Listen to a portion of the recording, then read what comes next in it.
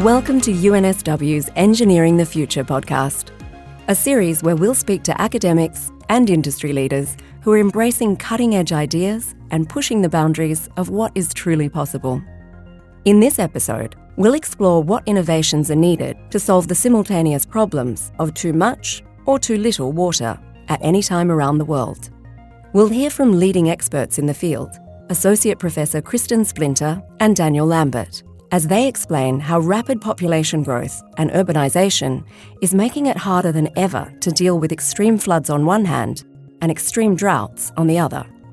They'll analyse exciting potential solutions, such as harvesting large amounts of safe drinking water direct from the atmosphere, as well as calling for more education to help everyone understand the true value of water.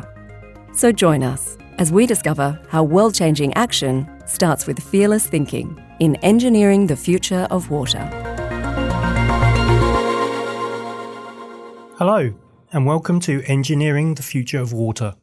My name is Neil Martin, and I'm a journalist and STEM communicator working in the Faculty of Engineering at UNSW.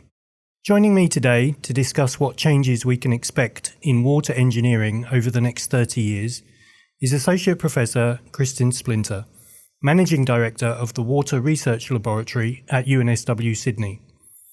The Water Research Laboratory is one of the leading global facilities tackling a wide range of problems involving groundwater, hydraulic engineering, ecological restoration, and coastal engineering.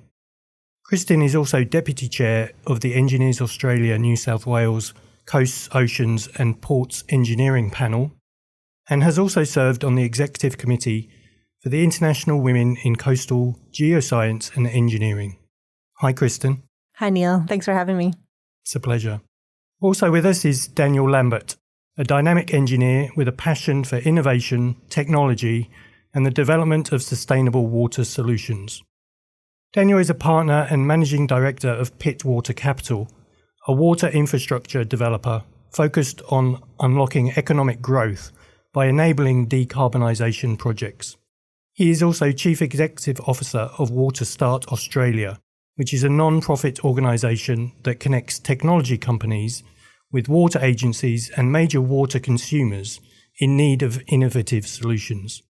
Daniel has worked in over 25 countries and delivered leading first-of-a-kind solutions for recycled water, water resilience, and WASH projects related to water, sanitation, and hygiene. Welcome, Daniel. Thanks, Neil. Great to be here. Kristen, if I might start with you, it seems to me that when we talk about the future of water, there are predominantly two very different challenges that need to be addressed at the complete opposite end of the spectrum.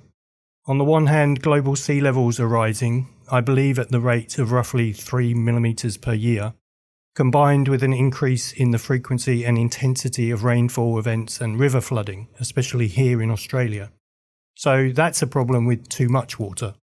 But at the other end of the spectrum, there's also a water scarcity problem, whereby 55 million people around the world are estimated by the World Health Organization to be affected by droughts every year. And in addition, I read recently that the UN had calculated that 2 billion people worldwide don't have access to safe drinking water. They sound like very paradoxical problems. So how hard do you think it will be to come anywhere close to solving them both in the next 30 years? I think engineering is going to play a really vital role in this because we will have to manage when water is there or when it is not there, depending on where we are. And I think that's going to come up with some really diverse and innovative solutions that we're going to need to be able to tackle that problem. And it's temporal as well. So we know Australia can go through periods of both extreme drought and extreme floods. And so how do we build or live when we have to deal with both of those extremes? And Daniel, do you see them as being the two major issues, and how big do you think they are? I definitely see them as the two big issues, Neil. I think that they are a huge challenge all over the world, whether you're in the developed country context or the developing country context. And they're exacerbated by rapid population growth and rapid urbanisation. They're exacerbated by how do we actually not just supply drinking water to people and deal with issues around flooding and sea level rise, but actually providing food for a growing population. So there's a whole range of challenges that come together when we talk about the increased extremes of too much and too little water. We had a visitor at our lab on Friday from Timor-Leste that was dealing with the issues with water. So looking at how can we capture water when 80% of the population doesn't live in the cities in that country. But it's not just about capturing the water, it's how that water gets regenerated, how that water can then get used to supply food and growing food in the area where that's also vital for human health and making sure that the young children are growing and the economy as a whole when you think down to aquaculture. Daniel, did you have any thoughts on that one? I think they're both huge challenges and they are intertwined, but they also represent a huge opportunity for us as a water industry to continue to innovate, and it makes it a very exciting industry for us to be working in. I guess the other issue as well is that even where water is present, there can be an issue with water quality.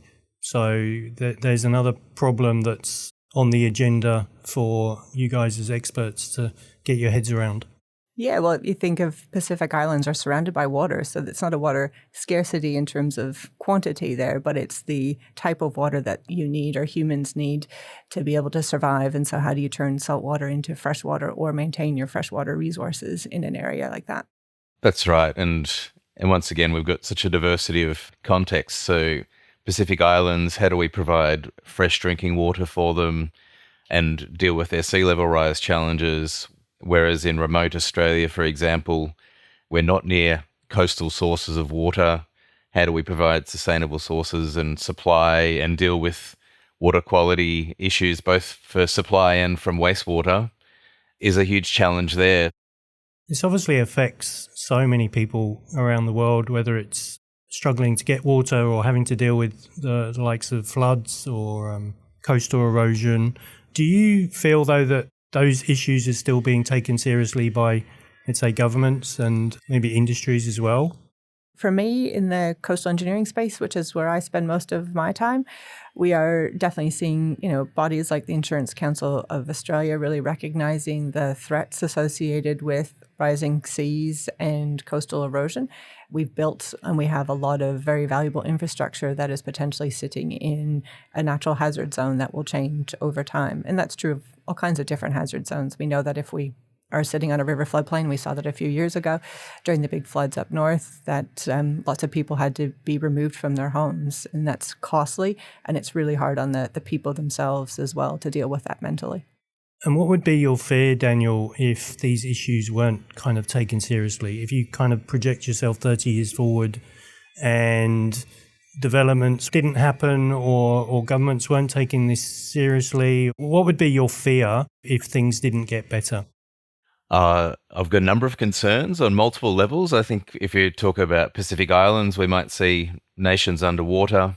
If you're talking about Asian or African context in developing countries, increasing numbers of people dying from lack of clean drinking water and wastewater services.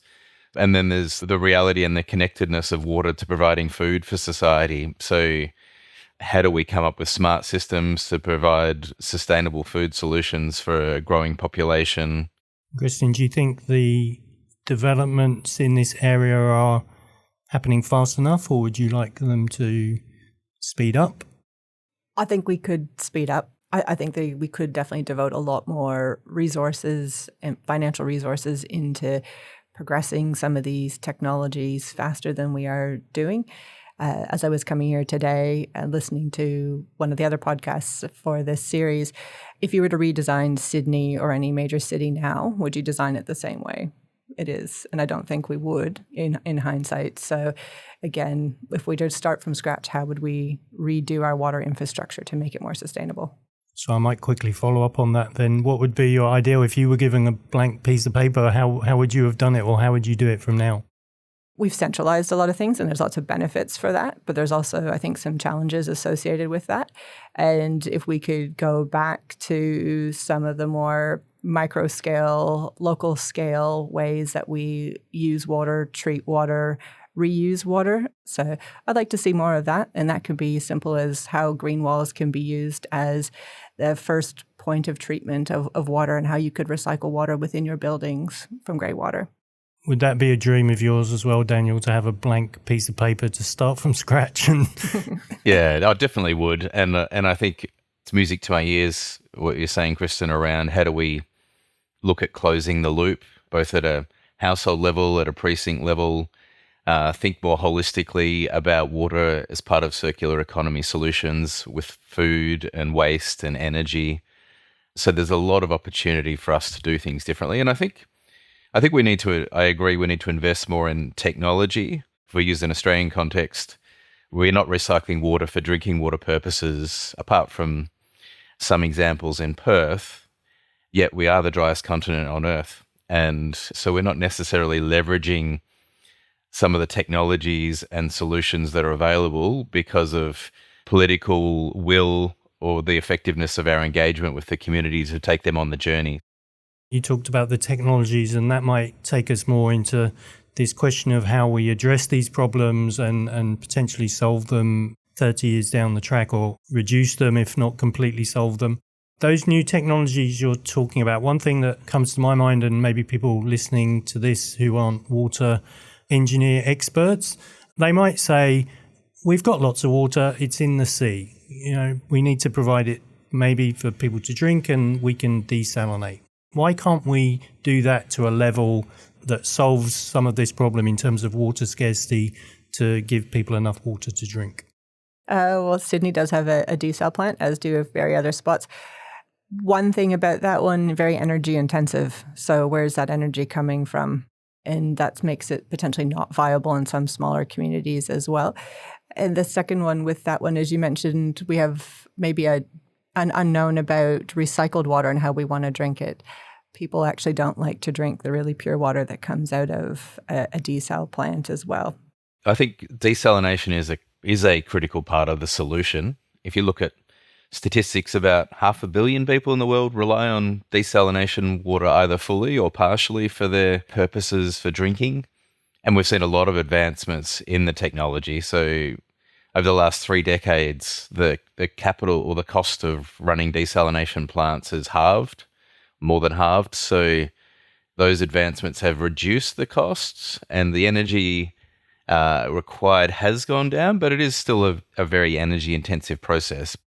Now, a lot of desal plants are now being run partially or fully by green energy. So that is a really positive development, but desalination needs to be part of a combination of solutions with fresh water and recycled water and new technologies, so that we're not overly reliant on it, and so that we're more effectively managing our overall energy use for development and produce of water. But could that increase, you said about the green energy, if developments on that side continue apace, does then that make it more economically viable and cheaper and potential for more growth in that area?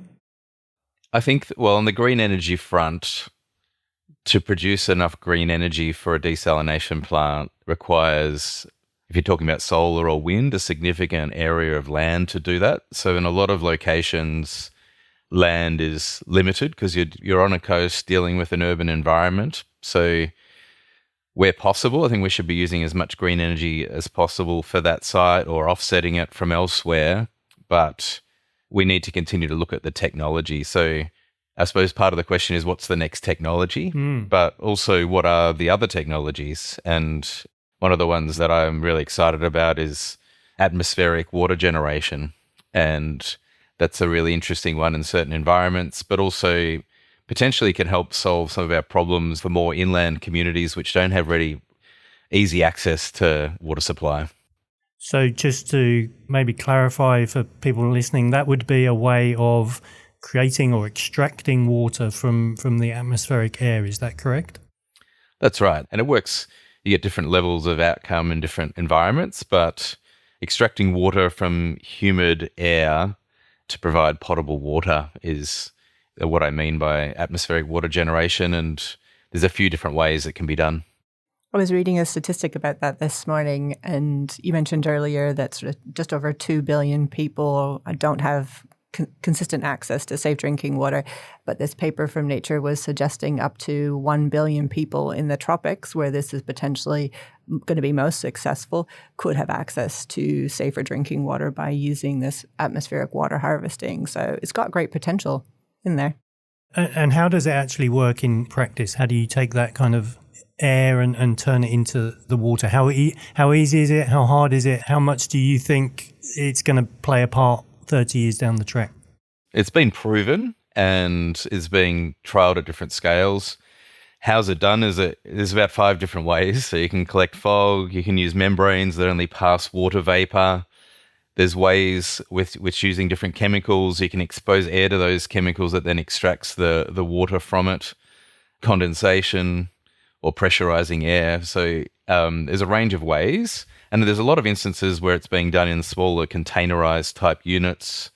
And increasingly, we're seeing systems that are being built with solar so they can be put off grid. So you can go into an Aboriginal community, for example, and have a system that doesn't require being connected to an external energy source to run it. But there's different contexts in terms of the type of air, the humidity in the air, the temperature, etc.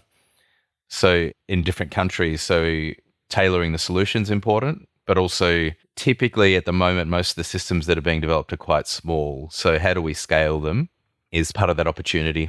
How confident would you be that one of these technologies or all of these technologies would actually come to fruition at some point and really be making an impact to help people?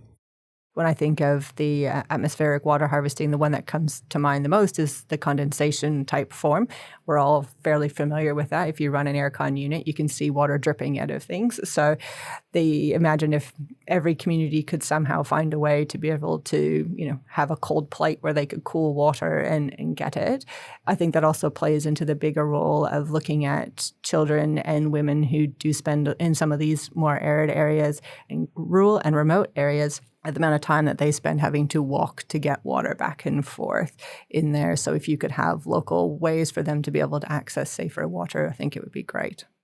And I guess in terms of a technology where I spoke before about there's lots of water in the sea, that isn't necessarily super available to people inland, but air is all around all of us. Yeah. So on that basis, it's maybe a good option to really try to develop. Yeah, but I think as Daniel maybe alluded to earlier, humidity is, I think, required for it as well. So it's going to be tougher in certain areas. So in all of them, finding what's the most viable solution for that area. So potentially desal is the best option because you're surrounded by salt water, or potentially you live in an area where high humidity and you could do this fairly efficiently, or other processes in there too. I think when we think though of the desal one, we also didn't touch on it. The byproduct of that is this hypersaline brine that comes out. So in a lot of things, we have byproducts. What do we do with that byproduct? And we can't necessarily just put that back into the ocean without causing other effects to there. So in all cases, there are these other challenges that do exist with the solutions that we have. Maybe some other technologies that we might talk about are related to treating wastewater, which I guess would help with regards to, not wasting water and being able to utilize that in a more productive way. Are there any interesting technologies that you're either working on yourself or you know of that you think might really be impactful in the next 3 decades? Oh, there's quite a few. And I think probably as an overarching context where we're seeing an evolution really in the water industry and how we consider wastewater. And it's been occurring over a period of time, but we used to think of wastewater as a problem, and now we're starting to try and think of it as an opportunity.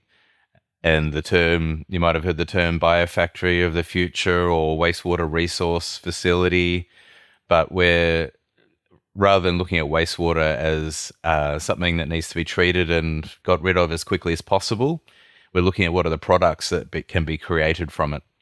And so we've talked a little bit about recycled water already, which is a huge opportunity, extracting phosphorus, extracting nitrogen, creating biochar which can be used as a fuel source or as a way of putting carbon back in our soil and making agriculture more effective, but also generating energy from wastewater treatment plants. So there's a huge range of sources of products and energy that we can generate from treatment plants, and a lot of technologies to enable that. But I suppose the exciting thing is how do we reframe how we think about wastewater? Everyone loves to go on a wastewater treatment plant tour, don't you? They do? We do have this negative, I think, connotation associated with it, though. They smell. It was not a highlight of my year 3 or 4 in engineering tours. But I also wonder whether or not right now in our closed system, you turn a tap on, you empty out a clean water bottle into the same system that you flush your toilet. So things where we flush toilets or human feces, those need to probably be treated at a really high level. But why do we put all the other things that are grey water down that same system? And that's a huge energy resource for us as well. I think you touched on it before, Daniel, about some level of education as well and maybe the value of water. Do you think people need to be thinking about these things a lot more on a personal level? I definitely do. And I think at the same time, so education's key. And continuing to evolve not just how we deal with wastewater at a centralized scale, but at a community and household scale, as Kristen touched on, is really important too. And I mean, if we think about 30 years down the track, will we need centralized wastewater treatment plants, or will we be able to do it through a closed loop process in a household or in a precinct? And you look at the journey energy's gone on with solar and batteries at a household scale, and there's still a huge amount of opportunity for us to innovate around bringing water innovation to a household at an affordable level. I think we're really fortunate here that we, for the most part, are never limited in the water that we have available to us. And so it allows us to be wasteful as well. I can't imagine if I was told tomorrow that I had 5 liters of water every day allocated to me and then the taps would turn off. What would I do? You know? My shower probably uses more than that. So how do you have a really quick shower? How do you share bath water? How do you make sure you conserve every bit of water that you're using? And lots of people around the world have to do that every day. But we don't. I think we just put it in the back of our minds because it's not something we have to deal with ourselves. As part of my research for this episode, I was reading about issues and problems and solutions. And one of the things that cropped up seemed to be that maybe water needs to be valued more and also made more expensive, which doesn't sound particularly great, I guess, in cost of living crisis that a lot of places are having at the moment. But do you agree with that maybe there is an undervaluing of water and people just take it for granted, it's cheap, maybe it does need to be more expensive to make people think a bit more? I'm not going to say I'm in favor of increasing cost of living for people, but I think if we as a society understood the value of water better, that would help us, like we have to value everything else too. I think it's commonly talked about probably in the water and utility space that most people know what their last energy bill was, but in terms of electricity, but they're not aware of how much they paid for water because there is a big differential. So yeah, I agree. Not saying that we should be looking to increase our cost of living, but people don't necessarily think about water as much because it hasn't become the burden that electricity has become over time on the average household in terms of price. Getting back to your point on education though, Neil, I think that it's been fascinating watching my children go through school and the amount of time that's spent on water, waste, energy, the environment in terms of education for the next generation coming through. And so I suppose on a positive note, it's heartening to see that awareness is coming in the next generation, which I don't think probably we had when we went through our school system. So I think we've got a generation coming through that have a huge awareness of the environment, but we need to continue to educate all generations as well. Kristen, I know your area of expertise is more on the kind of coastal erosion side of things, maybe. Are there any new technologies there, kind of crazy ideas that people are maybe coming up with to solve that problem, or is it just too big and too difficult? It is a big one, and I think it's only going to get more challenging as we're expecting sea levels to rise on it. Look, I think wave energy is something that we as a country have a lot of potential capacity to tap into if we wanted to. We're still, I think, fairly young in the infancy of getting it all working. But when we remove energy from the ocean waves coming towards our coastline, that's also what's contributing to the erosion problem on the side. So can we also put these in areas potentially where we're trying to protect infrastructure?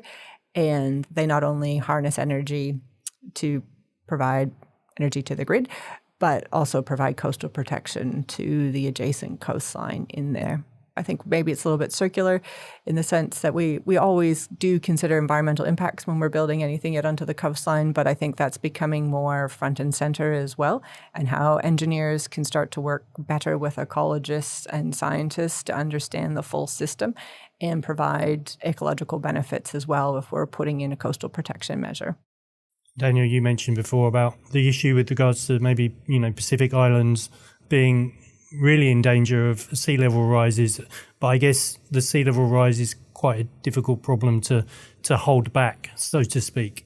Sure is, and how do we plan for different scenarios is probably part of that as well. I know some of the island communities have looked at scenarios where if the sea level rises to a certain point that they actually have to move an island community to a totally new location, and so part of it's how do we mitigate and do everything we can to prevent sea level rise. And moving, to me, doesn't sound like the best solution to that problem. Obviously, it's ultimately would be required, but it's obviously very impactful on those communities and not the ideal solution to that problem. It'll be very difficult on a social level for those communities, and not something that any of us would like to see happen. No, and even I think we have a view of land here. We can buy and sell land. We move houses and we don't think too much of it. My understanding is a lot of those coastal islands don't see land the same way. They are, and you can have groups, tribes that are ocean-based people, and some of them have never actually stepped on land. They only know how to live on water, and vice versa. So if your benchmark for where the water levels are changing, you potentially displace people that don't even have a spot to go on their own islands because they don't sort of own, in quotation marks, the land that's higher up that belongs to a different group of people. And so they've got challenges associated with that, even within little spaces. So there's the issue of sea level rise refugees and having to move entire countries potentially away. But then even more locally, there's that other issue that they will also have to contend with that is not something that we necessarily understand as well because we don't think of land the same way. And that I think that cultural connection to land that Kristen's brought up is really important, and probably not just in the sort of island communities. Mm-hmm. Similar challenges with First Nations communities in Australia and in most major continents. Different cultures have a different way that they connect to land and water that we need to be really aware of and try and develop our understanding of it so we can respectfully work with them in those contexts. One thing I was going to pick up on, sea level rising being difficult to deal with, it's obviously the sea level rises are potentially caused by the climate change. Is there a way that we can use water to maybe affect climate change?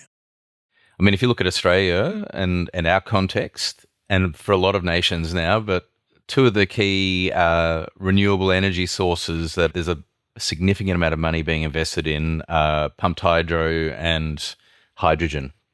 And both of those, water is absolutely critical to helping to develop solutions for. So for pumped hydro, the concept of pumping water back up into dams during off-peak periods and then generating electricity during peak periods requires a huge amount of water. And for hydrogen, creating hydrogen requires a huge amount of water as well. And so it's interesting, a lot of these points we're talking about are coming together or intertwining in some of the work that I've been involved with in Pittwater in the Pilbara, so north of Western Australia, where there's native title, lots of First Nations communities, There's a lot of land available potentially for green energy, a lot of land available for hydrogen, and a lot of land available for green steel manufacturing. But working with multiple stakeholders, understanding the First Nations perspective on water, delivering positive benefits for them, but at the same time trying to streamline and accelerate environmental approval processes so that we can develop water solutions quickly, to develop hydrogen solutions quickly, are critical challenges. Using water to help protect water or save water sounds like quite a nice loop to hopefully progress. Closing our loop. Yes, I would hope so. And I guess on another one, I like those two examples of the pumped hydro and the hydrogen. I'm also learning a little bit more about solar, but the panels, I guess, are more efficient when they're cool. And so using things like green wall or green roof technology in combination with solar, whereas they get fed potentially grey water into them, and then they can act as primary or first point of contact, also cleaning out of things like microplastics or other small debris that's in there. But then as they evapotranspire, they cool the cells above them, makes the cells more efficient, and we kind of get a win-win on there as well. So, but requires water, and potentially not water that we all want to drink right away.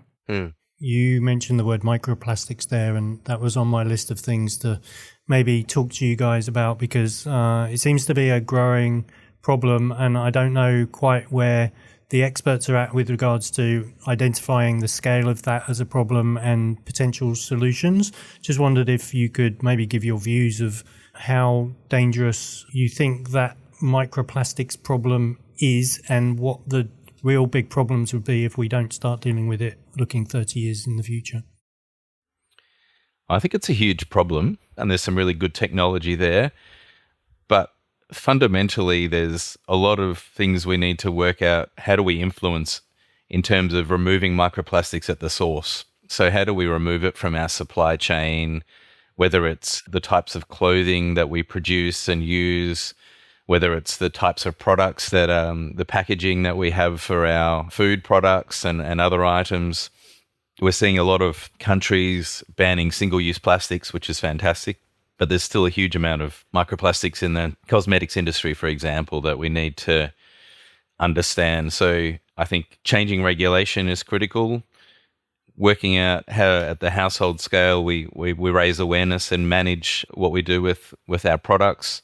And then improving our wastewater treatment plant technologies are all aspects which happy to talk to, but I suspect it's an area that Kristen's quite passionate about as well. I think just adding on to it, it's more consumer awareness of what we can do. Yep. I'm not walking the talk today. I'm pretty sure I'm wearing a dress that's got synthetics in it. But we have the power as a consumer to only choose things that don't contain microplastics, be a bit smarter on that, and industry will need to evolve for that. You know, we've allowed them to use microplastics in everything. We want cheap goods. We want things that don't wrinkle. We can change that back, but are we willing to? Do you think the problem will get bigger, though, before it starts to reduce? Because it seems to me, from a non-expert side of things, that every week I'm reading a story about we're finding more microplastics here. It's growing and growing and growing, and I wonder whether people haven't yet got the full grasp of this. Yeah, and you think of, even if you were to stop making all plastics today, how much plastic's already in our society, and all of that will degrade over time. So I think it's going to get worse before we get better, but it doesn't mean we shouldn't start changing now either onto that. And do you have any thoughts in terms of the new technologies, or the, other than the education side of things and the reduction of those microplastics at source, the ways that you think would be best suited to deal with the actual problem that already exists? I think we need to also go back to the source of the issue rather than just trying to keep finding solutions for the problem. We've got 40-odd washing machines sitting over at our labs right now that are there to test microplastics, to test different brands, to test different filters that can be put onto a washing machine to be able to try and capture more things at the source of a laundry machine. We've got other people looking at how green walls can be used to treat that grey water coming out so that some of those are captured in with the soil. They're still there, so we still have to figure out what to do with them afterwards, though. Chuck them in a landfill, and then what happens to them? So they're not gone, even though we've captured them. I see you agreeing there, Daniel. I think so, and I think it is unfortunately probably going to get worse before it gets better, but there are some great technologies. So we've talked about the consumer, we've talked about regulation. There's a great Australian technology actually called Seabin, which floats there's a lot of them in the Sydney Harbour, which they float at the surface and they skim off and remove plastics, fuels, detergents. And what are the simple technologies that we can install at scale to remove microplastics and plastics entering the ocean? There's filters and technology that can go into stormwater drains and wastewater systems so that before it hits the ocean or the rivers or before it hits the wastewater treatment plants, we're removing as much as possible. We've spoken a lot about water with regards to how it impacts people, but you were talking about the fish in the oceans. I wonder if you guys had some thoughts about the way the water problems are causing issues with regards to aquatic biodiversity and kind of animal life. Obviously, again, Daniel, a lot of young people now are very tuned into that and keen to help wildlife. Is that kind of issue, do you think, being taken seriously? If you go to the Sydney Zoo or a lot of the sort of zoos or wildlife parks in Australia now, there's programs and they talk all about plastics in the ocean and the impact on turtles. And I think kids are being educated about it on multiple fronts. There's a lot of studies showing plastics is entering fish, it's entering turtles, it's entering different creatures, and people care about marine life. And so tying a problem to an impact that connects with people at a head and heart level is really important. So that's something that we could draw more closely. And Kristen, maybe more generally, how important do you think it is that we take all of those things into consideration, the biodiversity of marine life, all of these problems with regards to clean water, I guess, and water that's going to benefit the environment, not just people?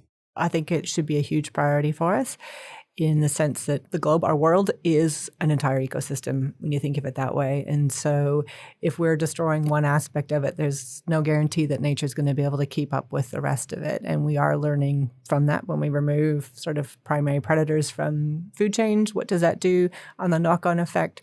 As you mentioned, we're getting plastics in the oceans, so those are being bioaccumulated. Well, that's going into the food that we eat as well. And I think we can learn a lot from nature as a whole on how it knows how to clean and filter water. So mangroves, wetlands, all of those things are great ways that nature knows how to filter water on its own before we came in here and started throwing chemicals at it.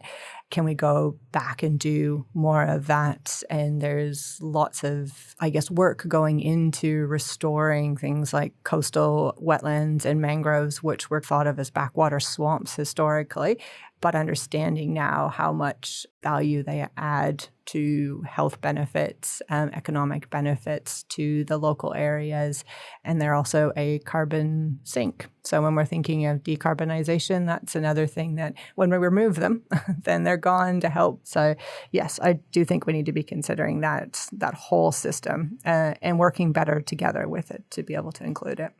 Like you said, the natural solutions have been there for millennium. So, they do work. They do. They're just slower, I think, in a lot of cases. Wetlands, I don't have numbers, but I doubt they can filter all the dirty water that Sydney produces in a day, given the size that we have for them. So we can't abandon the technologies we have. We've created them to be able to do things at the scales to which humans live, but they shouldn't be discarded as not being something we can use. And that's where, vertical green walls or green roofs, we can take some of those ideas that nature has and put them again back in a micro individual scale and help use those ideas to help offset the larger energy resources or needs that we have when we're thinking about water as a closed loop cycle. Do you think some of those natural solutions have been forgotten a little bit, Daniel?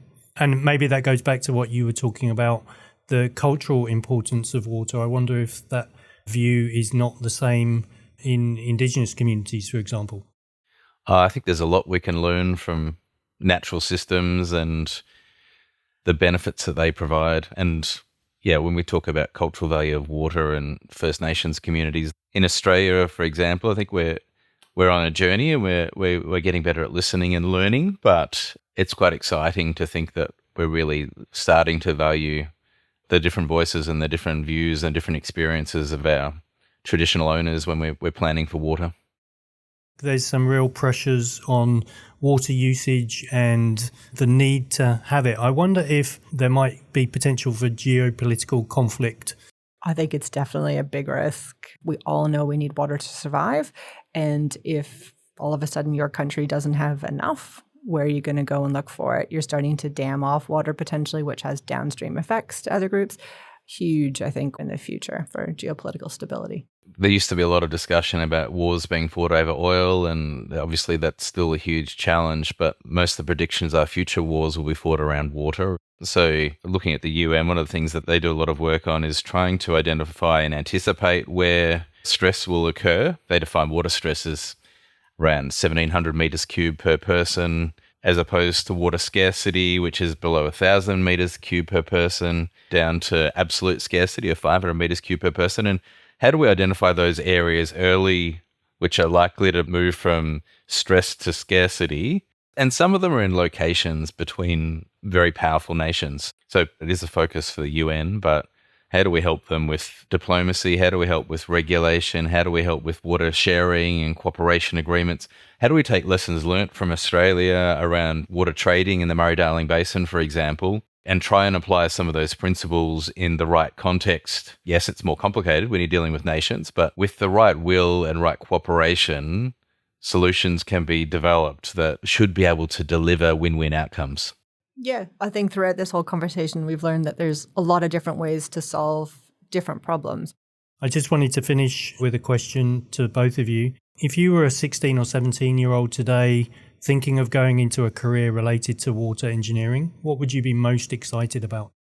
Well, I love this question because I think there's a lot to be excited about for people entering the water space, and partly depends on their passion area. But for me, one of the things I'd be encouraging them on is the fact that water is critical to the future of humanity, and that as a professional coming into the water industry, you have the opportunity to help solve solutions around the future of food, around the future of energy, around the future of sustainable supply to communities that are in water scarcity situations, and that water's about caring for people and caring for the environment, and you get to work in an area that touches your heart as well as uses your mind.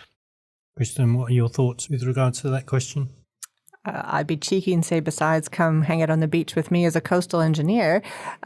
Look, I think Daniel's point's really, really good. It's finding your passion. So even if your passion is potentially in health, you can work for the World Health Organization, but do it in the water space. If you're interested in transport and logistics, you can still do that in the water space. There's so many opportunities to, I think, also think slightly outside the box versus a traditional wastewater engineer or, I design pipes engineer idea. There's so many ways that we work in water that aren't those traditional things that people think about, that you can really start to get creative in your job and I think have a great fulfilling career out of it. Well, I think this whole discussion will have really invigorated people and given them a wealth of information and knowledge. So look, I thank you both. It's been fascinating to speak with you. Associate Professor Kristen Splinter, many thanks for making the time to join us. Thanks so much for having me. And thanks also to Daniel Lambert. It's been a pleasure to chat. Thanks, Neil. It's great to be with you both. Unfortunately, that's all we've got time for. Thank you for listening. I've been Neil Martin, and I hope you'll join me again soon for the next episode in our Engineering the Future series. You've been listening to the UNSW Engineering the Future podcast. Don't forget to subscribe to our series to stay updated on upcoming episodes. Check out our show notes for details on in-person events, panel discussions, and more fascinating insights into the future of engineering.